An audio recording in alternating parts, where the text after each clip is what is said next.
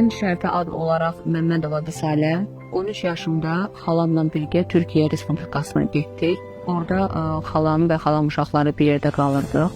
Sonra xalam mənim yoldaşla qısqanmağa başladı və heç tanımadığım və məndən 1 yaş, 2 yaş böyük hətta uşaqları olan adama ki, qızıl brasetə mənə ələ verdi həmin şəxs. Heç həmən şəxsin üzünü görməmişdim, tanımırdım. Sonra həmən şəxslə həyatımız alınmadı. Sonra bir Azərbaycanlı qadınla tanış oldum mən, Türkiyədə qalaraq. Həmən xanım mənə iş təklif elədi, ofisiant işi kimi işləyəcəksən. Amma sonra gördüm ki, mənə deyilən, vəd olunan iş deyilmiş.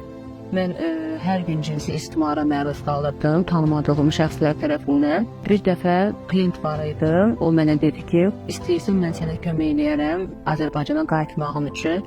Sağ olsun məni Azərbaycana qaytardı. Mən Azərbaycana qayıdandan sonra gəldim, müraciət elədim polis qurumlarının birinə. Artıq polis mənə kömək elədi. Məhkəmə istintaq prosesləri qutarandan sonra məni yönləndirdilər Sosial Xidmətlər Agentliyinə. Sosial Xidmətlər Agentliyinə mənə zəng edib dəvət elədilər. Getdim həmin idarəyə, psixoloji xidmət göstərdilər mənə. Eyni zamanda mənim övladım var bir dənə az yaşlı.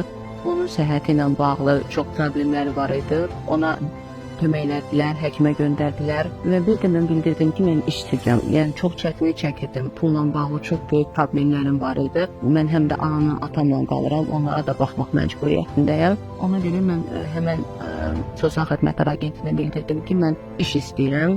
Bununla bağlı mənə yönləndirdilər məşğulluğa. Bir iş təklif elədilər, məni qane elədi və o işlə razılaşaraq hal-hazırda da həmən işdə çalışıram. Öz ayağımın üstə dururam, övladıma da baxıram, ata-anama da baxıram. Dövlətimə bununla bağlı təşəkkür edirəm, minnətdarlıq duyuram ki, sağ olsun dövlət belə bir xidməti bizə təklif elədi. Daima dövləti öz arxamda hiss edirəm.